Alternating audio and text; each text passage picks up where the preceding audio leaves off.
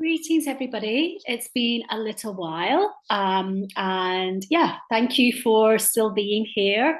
It's been summer. I've been off in Austria and Slovenia and the Highlands of Scotland, working with our mystery school and also receiving more teachings from Kalachakra Master Khenpo Rinpoche. So yeah, this is one thing I realized. I want to do monthlies, but I'm very busy. We have our school, we have clients, and I will try my best. But yeah, I'm glad to be back now because this is a big month. And I'd love to hear how you're all getting on. Let me know. We're coming into another potent eclipse season, and I guess I just want to speak to the collective, how I'm feeling, how a lot of people are feeling. And this is very much the themes for the eclipse and for this month's transmission, tweaking our earthly roles. I think a lot of us have this lack of full clarity about what we're here to do. And I really want to just advise you to just hang on in there. Firstly, we're always changing. We're just iterations of an ever evolving being, and anything we over identify with is wrong. Okay, so we're always going to have different karma that's going to make us grow and evolve, and the more we align with that, the more we're going to realize that actually having any sort of fixed identity can create, I would say, a slowing down in the path to actually full transcendence. But of course, we're here with this paradox that we have to fit into an ecosystem. We are here, we have a 3D life, we have to cultivate, we have to be able to support ourselves, all of these things. And that paradox and that dilemma is really up for people. And a lot of confusion for people around what am I supposed to be doing? More than normal. And that's because of, especially in Vedic astrology, where the eclipses are hitting on the Virgo Pisces axis and line. So just wanted to say that before we go deeper, because if you're feeling like that, don't worry, that's how it is right now. And maybe just allow yourself to surrender into the not knowing, because you certainly won't know it today if you're listening to this end of August or beginning of September. And we're never going to fully know anyway. So that's one of the things. It doesn't matter. But I do feel that we're coming into a gateway. And I'm going to be talking about this gateway increasingly. And if you read my book, you'll see codes and timelines about this. This eclipse is really leading into the opening of some of these doors, which are here, where Saturn's going to be placed, where Rahu is, where Ketu's placed, the nakshatras that they're in. All of these things are pointing to this story about our evolving Dharma, and maybe some more so as we hit next year. There's going to be a little bit of a sobering up that I've been warning people about. And if you'll hear my transmissions this year, I speak a lot about this need to understand our Saturn, the need to understand the work, the discipline, the diligence that we have to have around our Dharma. And I think that that's going to become clearer and clearer in the coming months, that the kind of more frivolous way of being a practitioner or speaking for one's spirituality may start to, the exposing of its limitations will start to become more clear. And I've been speaking to some of you recently, and some of you I've done readings for, and a lot of you are already feeling this, those of you who are already on some sort of path. So I just really want to say this is helping you. This eclipse period is helping you to look at, how do I show up as somebody who has to, maybe pay the bills, but also how I'm skillful with that to also cultivate spiritually. And actually, I'm just remembering the perfect example, and this is how timely it is.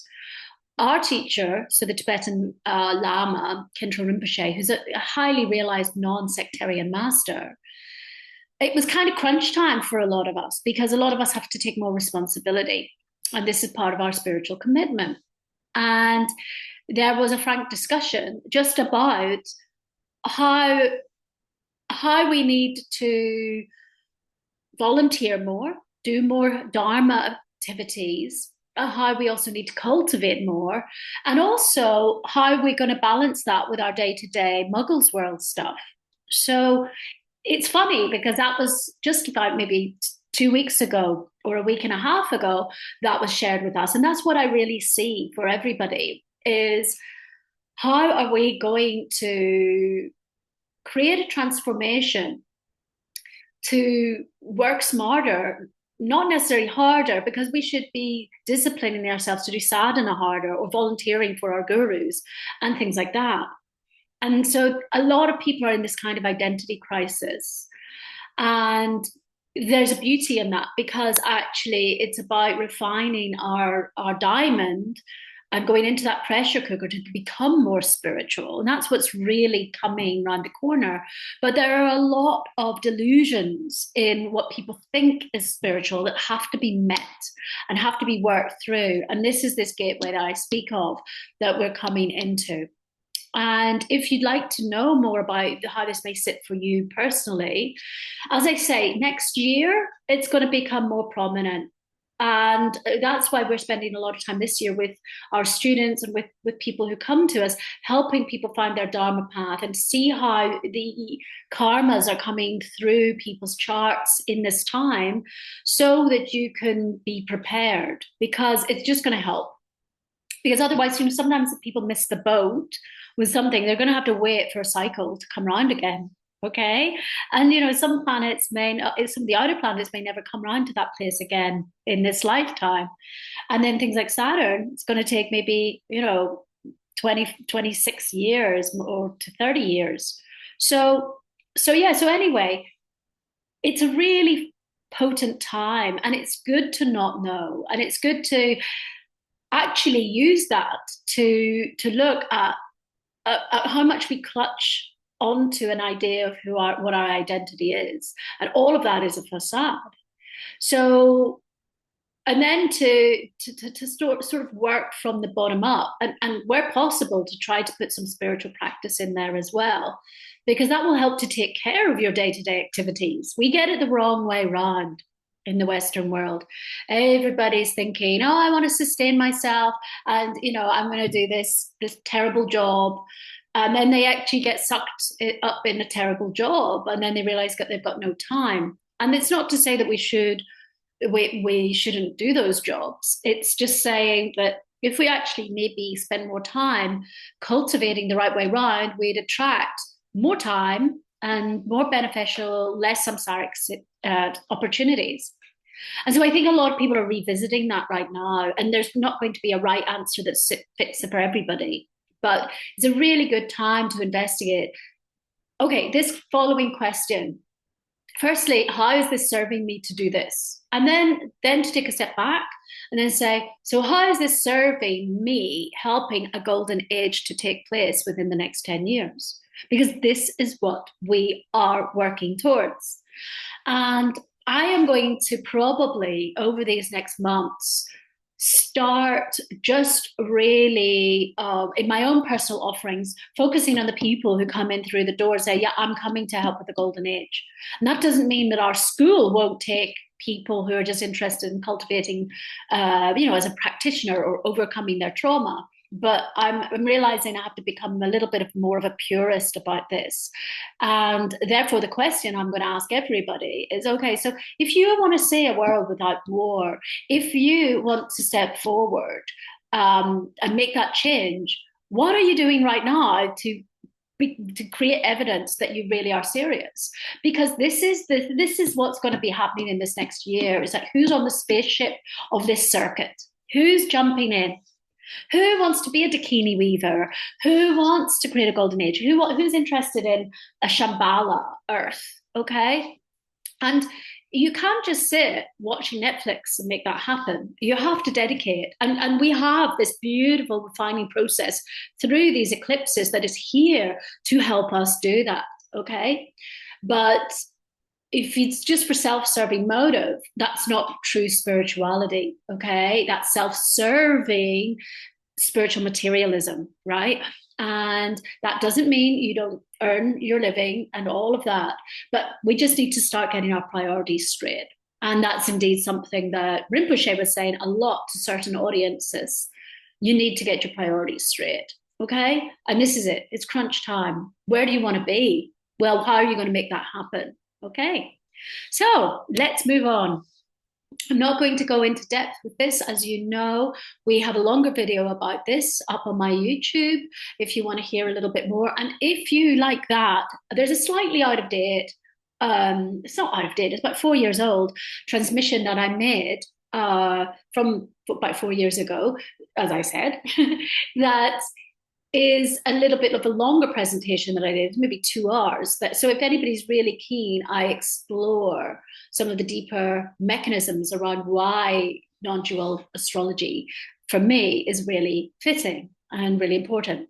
And yeah, I'm not going to say anything more, but I'm really pleased to say that there are positive steps being made in terms of the golden age and people like Khentrul Rinpoche's vision for us to really serve non-dual astrology and Kalachakra astrology to help people to find their Dharma that's going to be being released in the following year or so. But for now, if you want to come to us, we're getting ready. And I've been doing some training in Kalachakra astrology, which is also a non-dual system.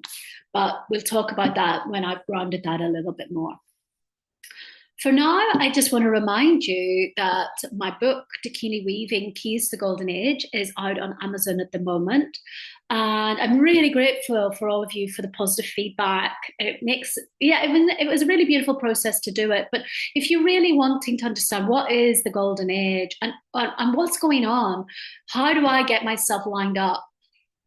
This book is offering hope for people to realize that you've probably already started on the path. And if you focus the right way, you actually can enter into being a Dakini weaver or a Shambhala warrior in a really wonderful way. But if you're not aware of it, you may end up, as I say, more in spiritual materialism. So the book is offering a snapshot of indigenous science, Dharma principles, non-dual astrology, trauma theory, permaculture, biomimicry, many things from my years of doing a lot of deep in the field research with many communities and amazing spiritual teachers. So I really encourage you to get that. And also it's a new prerequisite for people who want to study with me or to do deeper work with me, is that you have to read the book. So you kind of know what I'm starting to bring to the table. And this is a basic introduction ahead of way deeper tantric principles that some of us will be sharing, or that you can go to Khentrul Rinpoche for now. Okay, so this is just level 1. That's why it's called volume 1 of a journey to help us bring to the golden age. Next month, I'll talk more about the book tour in the UK and Northern Ireland.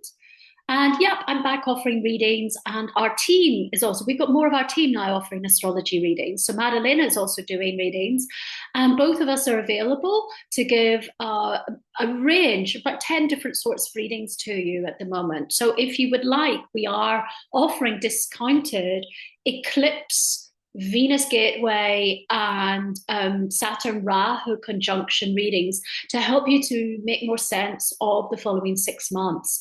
So we're currently taking orders to help you with that. And I'm also running a pranayama and astrological journey from the 28th of September to the 2nd of October. It's in person or online, but you have to come to Avalon to do the preparation work. Okay. So, general astrology. Right now, I think quite a lot of people have had quite a challenging time. And I laugh because I'm not laughing at anybody. I'm laughing because I feel I was very lucky to be on silent retreat when a majority of this was happening, because I got back online and I could see a lot of grief. And in the UK, there were race riots, and this was very shocking to a lot of people. And there have been a lot of misunderstandings. One of our colleagues messaged yesterday to say she'd just seen altercations just in shops, just a lot of angst.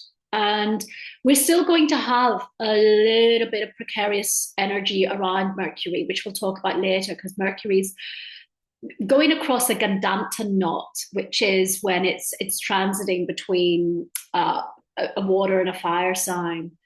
And yeah, we get kind of like steamy, angsty, sort of stifled, excessive energy, just not smooth. Okay. So we're not out of the woods just yet, but I'm making this on the 24th or 25th.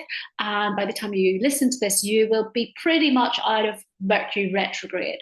And that's one good thing. And in a minute, we'll be showing you how this all syncs up with the other systems.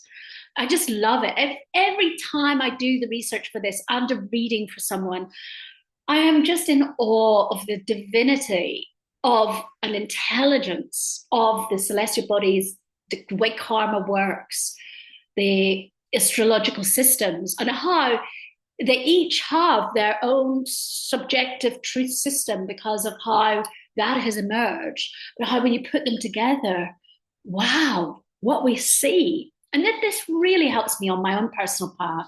And I do hope that it helps you to navigate the times. So Mercury is going direct.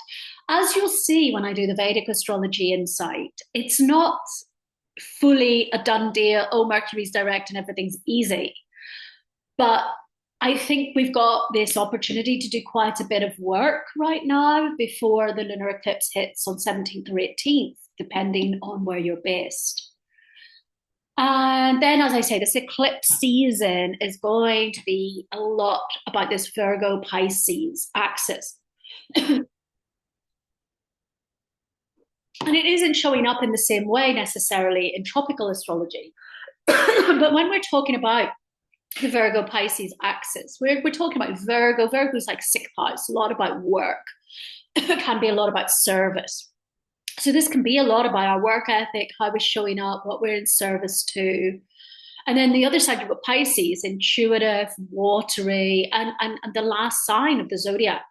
So it's very much about transcendentalism, spirituality, intuition, non-material world stuff. So this is why we have this axis being activated of how do I make this work in this world?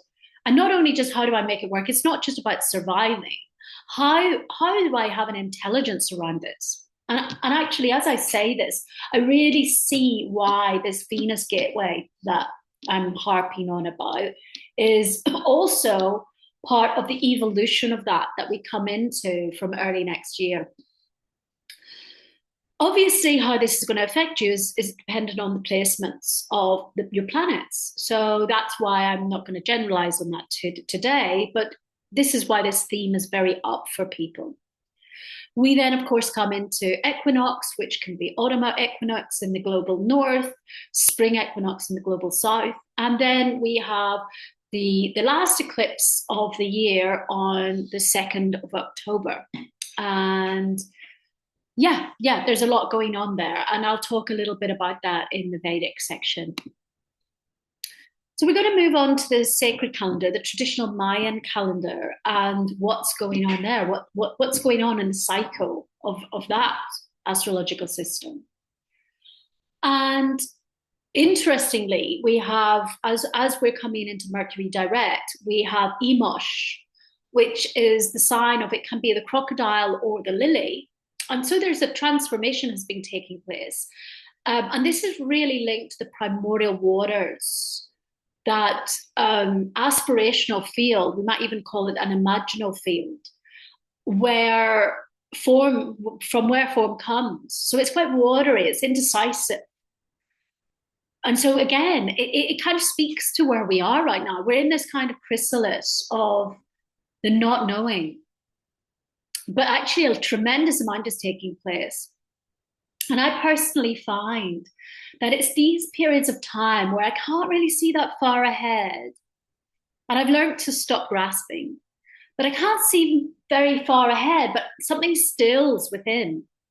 And then as that's stilling, I start to get my timelines for the next 6 months. And we're reaching the end. As I make this, we're already in that. So by 1st of September, we're almost at the end of that. And I think this has also been one of the mechanisms of the Mercury retrograde. Mercury retrograde is saying, don't do that now. Don't go jump too far. Review this, do that. And I feel that really that's what's been happening. And I'm getting my timeline straight. I'm getting a lot of very slow clarity. And it's not a big reveal. Sometimes, everything lights up and we see, I see what's going to happen. It doesn't feel like that personally for me right now, but I'm getting enough little anchor points to help me know how to go into the next chapter. So I do hope that happens for you as well. So I'm indeed seeing the potential starting to twinkle, but it's not formed. It's not tangible, but there's something about it. It feels more compelling than other things. And that's where we can use our body. Is your body saying yes? Is something feeling sparkly? Does it feel like, that's pleasing to my energetics? That's a really good way for you to test your timelines, okay? Sometimes I'm looking, for instance, I'm going to go somewhere for a few days on my way somewhere else. And sometimes I'll go on Airbnb. And then I suddenly feel sick. And then I know I'm not supposed to book it then. So either the right place hasn't manifested or I'm not even supposed to go to that area on those dates. And so I leave it and then I wait until I get a non-nauseous feeling, and then usually the universe has manifested like a place that's in my budget, that looks the way I'd like it to, and it's giving the cosmos time to manifest it. So just don't worry if things are slow right now in terms of you having clarity, but treat those little nuggets of insight that you get as beauty coming in its radiant form to you. These little sparkles of just possibility. That's where we're at. It's not too strong, and because that's actually the subtlety of it is actually very divine. Our world that we live in, the karmic realm, is all what we call course appearances. So it's all drama and crazy stuff happening. And actually, when we cultivate on a deeper spiritual level, everything becomes more and more subtle, more and more still. And so it really is like tiny flickers. And that's actually the deeper truth. The irony, is that we get so caught up in what we think is truth in the news, or truth in a courtroom, or truth in this, or truth in that. And actually, none of that is the real truth. And I really encourage you to read into things like, Buddha, Dharma, and Tantra to understand this more. So everything has a very subtle form. And the very subtle is actually where the divine resides. Okay. So just those little glimmers, they may be just what you need right now. Then early months, we go into Ish. So Ish means she who is in the Mayan dialects. And this is connecting to our new altars, the emergence of the magical self. So we're coming right into the preliminary phase. We're just on the cusp of the eclipse as that happens. And as you'll see later, there's an alignment. There's like altar. What do you have to do with an altar? You have to make an altar. You have to put dedication into your prayer. You put intention into an altar. You are creating form, okay? And as we're going to see later, that's very much the energy. In fact, I'll speak to it briefly. We're going to be in Skywalker for some of the early month of September in the galactic Mayan calendar. And for me, Skywalker is always a really good time to get my affairs in order. It's like a good time to start to do my accounting or to write lots of stuff that's very 3D. And we've got to do like a volunteer package and things like that. And I know it's the perfect time to do it. Okay, so we're coming into this more, there's a bit of a tangible moment. And it's like a back to school feeling for those of you who are in the global north, and we have school starts in September. It actually really is lining up with this kind of, now we're going to go and make it and start new classes and start to, set our intentions for this year of learning ahead. And we're going to put our pen on the paper and we're going to do that. And so, yeah, there's this making, and it's also this almost nesting, if you're in the global north, to get ready for the autumn. I mean, right now outside today, it feels like autumn. So I would say use those 2 weeks wisely, because then we're going to go into eclipse soup. So I just really wanted to give you a heads up on this window to be productive, okay? Albeit not knowing the full picture, but do what you can do, because this is going to take off burdens and pressure later. I relish right now because I can see what I have to do and I don't know the other stuff. And I'm just like, well, I'll do what I understand. And I'm getting that out of the way. So that's what I really encourage you to do. Work with what you know you've got and get your affairs in order. Yeah. Okay. And then we come into Keh, deer. And Keh is a strong leader. It takes its inspiration and it's almost its solace and healing through the wilderness. So there is a new ability and determination coming in. And I'm going to show you just how exquisite this journey is across the systems in my geeky way. Yeah, Keh has a spiritual nature, but it also is strong. It's in the physical realm. It's grounded. It can even be a little bit stubborn. Okay. But there's something about that, how we're showing up as this physical body, this being that for me is almost like the Virgo part of the eclipse. And we're going to show you that with a Vedic reading. It's synonymous with that. It's absolutely amazing that these are lining up at exactly the same time across these very different systems. Okay, so we're going to hold that for later. And then we come into Achpu as we go through the solar eclipse, So we're right in the middle of Achpu, the sun, Trisena, when we're in the solar eclipse. I believe it's solar eclipse first. What did I say? This is me not remembering. Yeah, solar eclipse.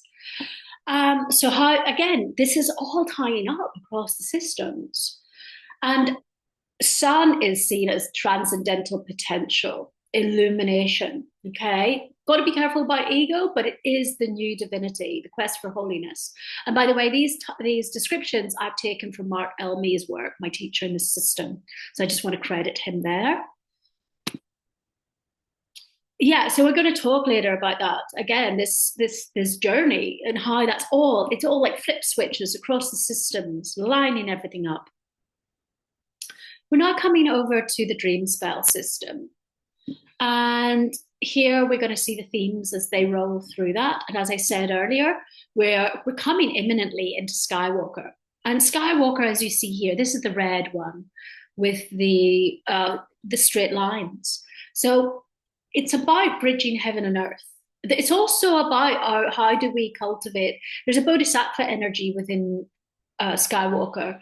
How can we bridge worlds to help make a better world for people? And so this review, which I think is one of the things that's fundamentally missing for some people when they're doing their audits for who am I, what am I showing up as, is how do I help make the world a better place? How do I do this more selflessly? And, I think that a lot of people miss their spiritual potential because it's self-serving spirituality. And this question of how am I bridging these worlds? How do I show up in my day-to-day work in a less profane way and a less mundane way? But how do I still deal with the practicalities of this world? So this is a time to be dealing with A, the practicalities, and B, that question, okay? And then we're going to be stepping into the unknown of the eclipse period. And again, look at how this all just aligns with the systems. We go into the world bridger. The world bridger's life, death, rebirth. It is about the dissolving from one thing and the coming into another. And every eclipse season is about What are you not taking with you into the next chapter? What's being reviewed? What karma have you completed working with? What is ripening? How are you going to integrate this into your life?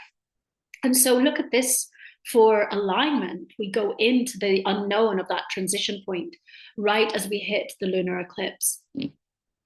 And then again, from the 24th until the 8th of October, we go into storm wave spell. And this is interesting because we're actually now in a storm year. We're in blue rhythmic storm. And this is a lot. I mean, storm is what it says on the tin. It is like a baptism of transformation.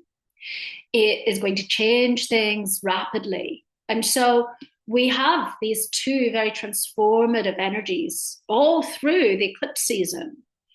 And the word bridger kills something to dissolve it, to renew it, bring about the new. And storm purifies the area, clears, creates this new possibility of self-generation. So it's this thing that's going to be aligning with the sun in the Mayan system, is that there's a self-generation, a catalyzing of our new purpose. And it's also aligning with our new transcendental purpose. And we're going to see that this is how it is actually mapping in the Vedic system. Okay. So here we go a little bit into what's going on in the Vedic astrology. I mentioned we have this Gandanta point that we're in right now. So this is really, we've had a little bit of the Gandanta as Mercury retrograded earlier. And now we're back in from the 27th to 6th of September, albeit now with Mercury direct, but there's still a little bit of, and so there could be communication issues. It can be that sensitivities arise in things with people, and there's something about maybe how we communicate and how we are going to have more self-determination in our speech, how we are going to honor our truth in a greater way. And so there may be a lot of awkwardness around speech, and our mind may feel a little bit uncomfortable and unsettled. But there's something about that actually stepping us into feeling more assured of ourselves, because we're leading from a very ancestral energy of Ashlesha with Mercury sitting in Cancer. And Ashlesha is very much about the past, the influence of, it's some of the toxicity of the ancestors in some ways. And then it comes into Maga. Maga's got a lot more of a regal energy, especially if it's working towards helping others. And so there's that discomfort where we find our voice anew. And so many of us have to work through all this karma, ancestral karma or gendered karma, or all of these things where we struggle to find our pristine speech. And so you can maybe find that there's some challenge around that that's taking place, but there may be something that you were stewing with. If we look at things like there's a lot of unrest at the moment, and a lot of people feeling very marginalized. That the review of Mercury retrograde has been maybe to bring us into looking at those wounds and karmas. And now whatever we learned from that, we're going to be able to take forth. But sometimes there's that teething problem, the steam of the fire meeting the water, which sometimes will be awkward at first.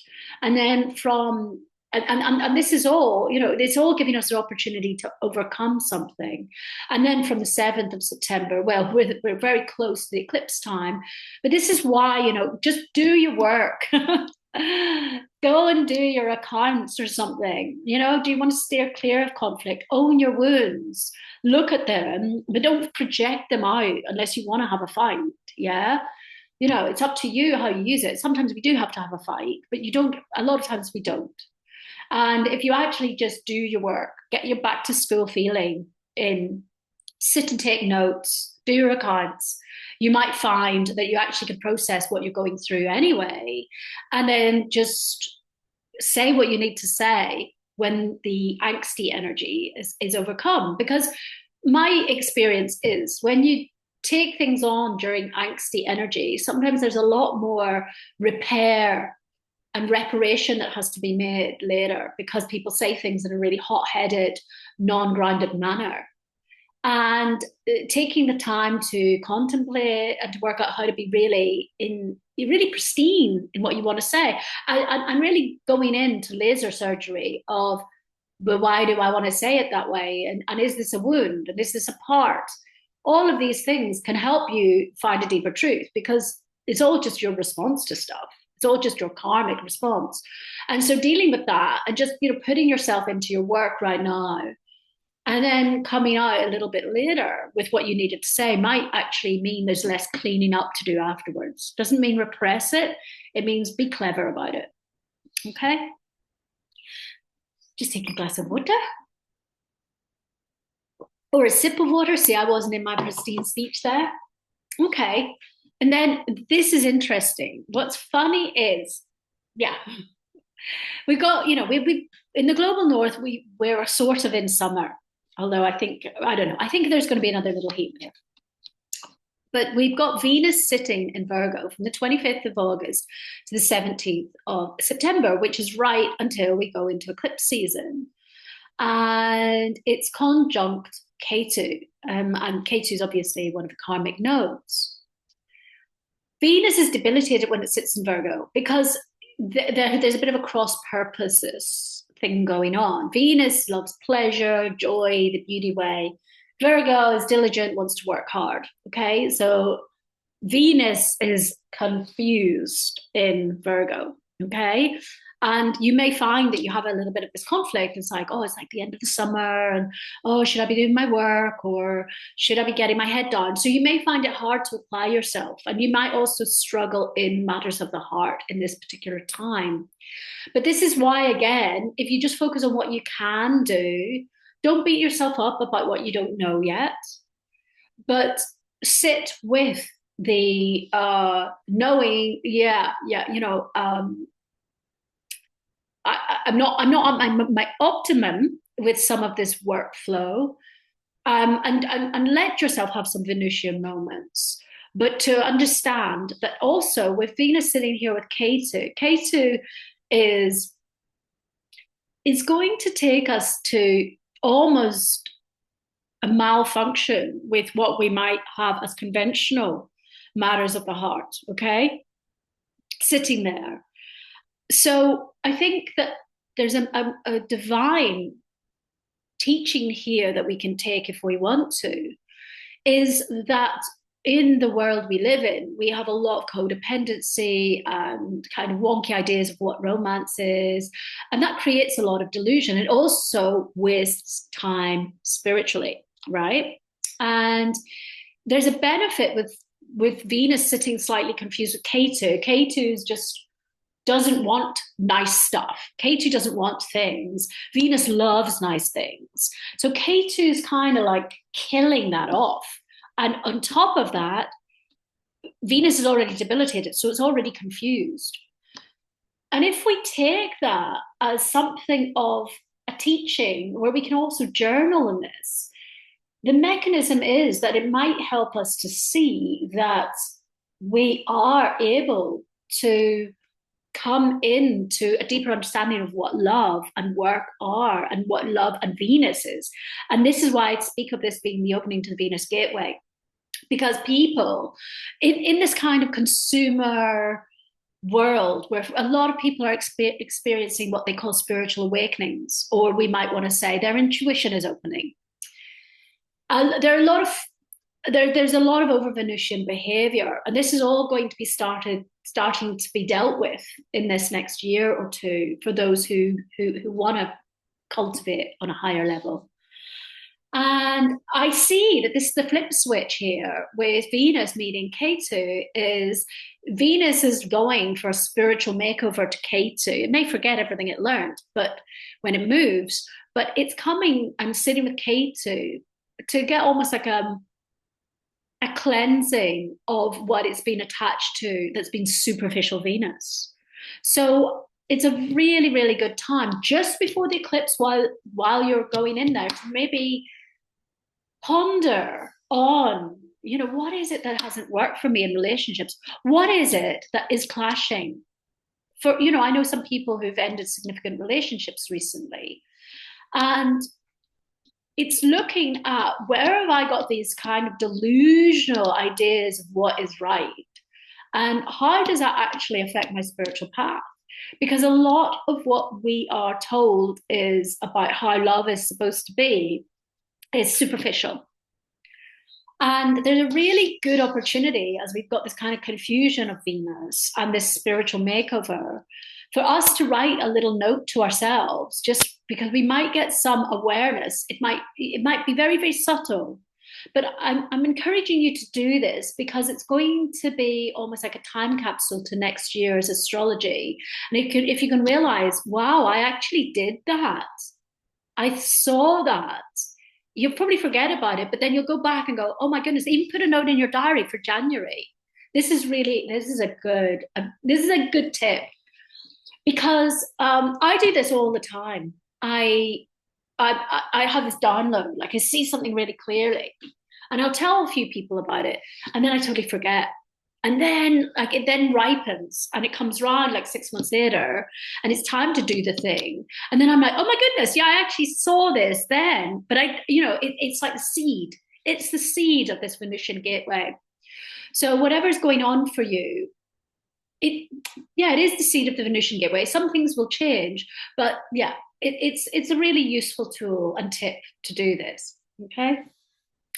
And as I mentioned, we're here on this Pisces Virgo axis. So you see what's taking place is Venus is coming into this very deep point where we're looking at investigating our work life, investigating our spiritual life, investigating our Dharma, and not really knowing. And yeah, Virgo's traveling around there. And then on the 18th, 17th or 18th, it will go into Libra where it's really happy. So we won't have to worry about it while we're in eclipse season. But it's interesting because there's something that's there to open right now. Venus does a lot in its magical way to help us in the journey to transcendence. And this is why I'm harping on about it a lot, because a lot of people are not utilizing their Venus properly. And there are codes and keys we're going to be sharing along the way. Now, finally, what we have is this axis of Uttarabhadrapada, which is where Pisces is and where Rahu is, which is the north node if you're talking tropical astrology. And we've got Ketu, or the south node, in Hasta. Now, Hasta here is the sign of a hand. And what's very interesting for geeks is that in the galactic Mayan calendar, the hand is the same as Keh, okay?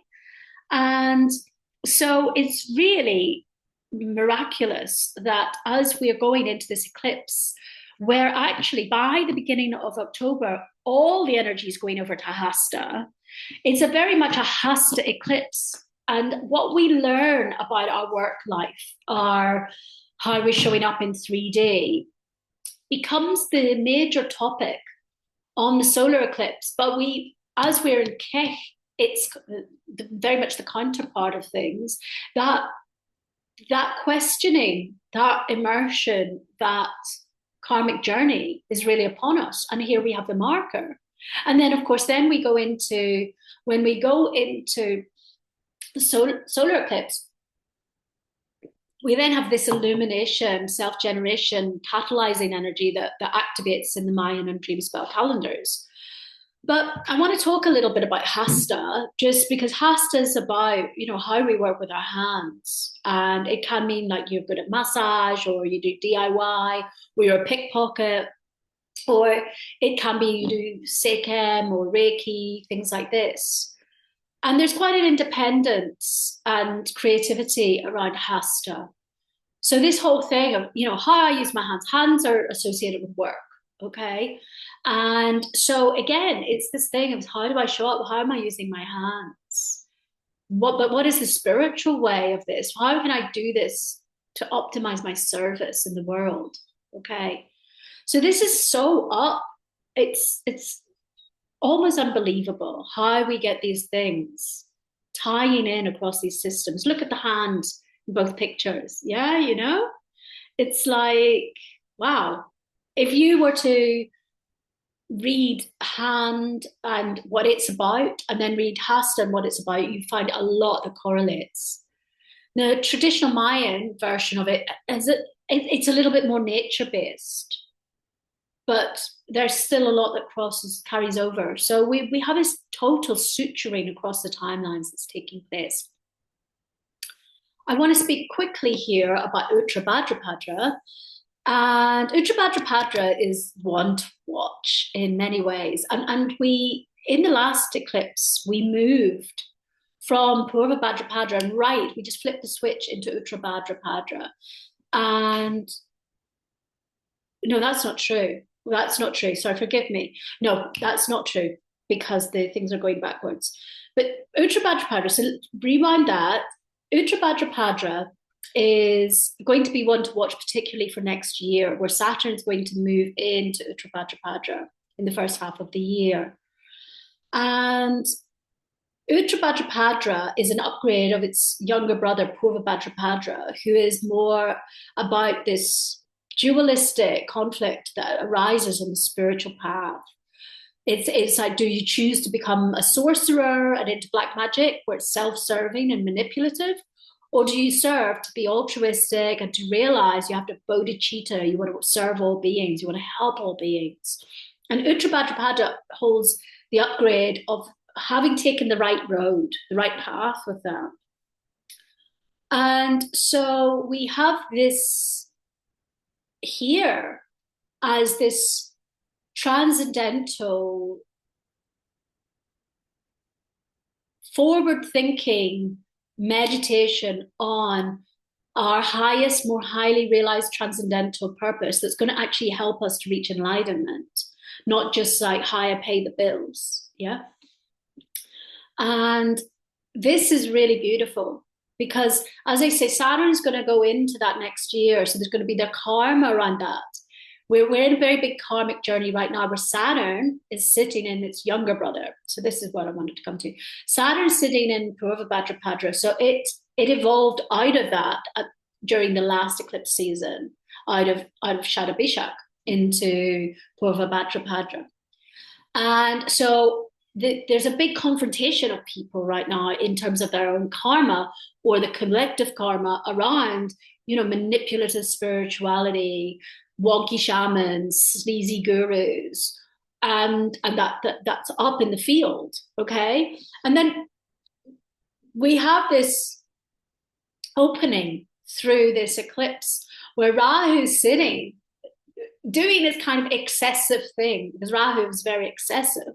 So it might be a little bit overzealous in what Uttarabhadrapada is about, but it's making space as well, making the conditions ready for Saturn to go in there and for us to really go through our karma to become more in service, to become more open-minded about being someone who's not just self-serving, to become more inclusive, to become more diligent, to become more generous ultimately.